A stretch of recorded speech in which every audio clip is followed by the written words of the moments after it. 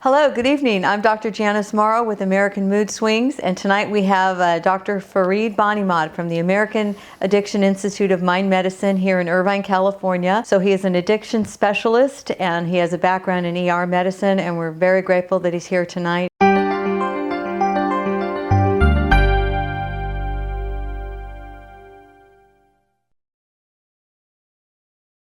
You mentioned the two medicines, methadone and the buprenorphine, and talk about how those are used and what's happening with those medicines. Sure. Just so you know, the kind of standard perspective now, even in some of the publications, they consider naltrexone as a medication-assisted treatment. It's not. But in terms of methadone and suboxone, incidentally, those are both synthetic opiates. Remember, we made definition. Morphine is a real thing, right? Heroin is semi-synthetic. Fentanyl is synthetic. So is methadone. So is suboxone, right? They have different mechanisms, actually. So the property of both of them that they share that makes them fantastic for replacement medication is the way they act. One of the properties. I'm trying to get a property that they both share is the fact that they don't have the up and down. They steady stay in your system long term, and that decreases abuse potential, right? But here's something else. Methadone has a euphoric effect, what I call a supratentorial effect. Buprenorphine products really don't, because of certain receptor properties that they have, okay? So one, they're long-term throughout the day.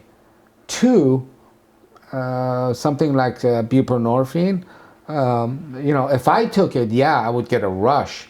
But a daily user isn't going to get a rush after you titrate the dose. And what it does is it takes care of the cravings, right?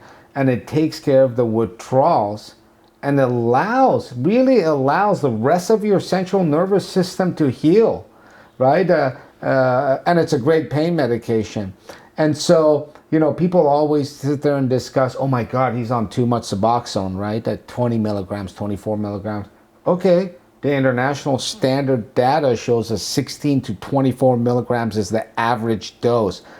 The way you should dose it is to cravings and withdrawals, not keeping it as low as possible. Now you're keeping him in a constant state of craving and withdrawal, and stigmatizing the medication, which the only place on the planet that does is the United States. France, they hand this stuff out like water, and in Portugal, same thing. And so the way these work is they replace the opiates, to simplify, they replace the receptor from the heroin and all that stuff, and ideally they last longer. You don't need an escalating dose to get the same level of coverage, right?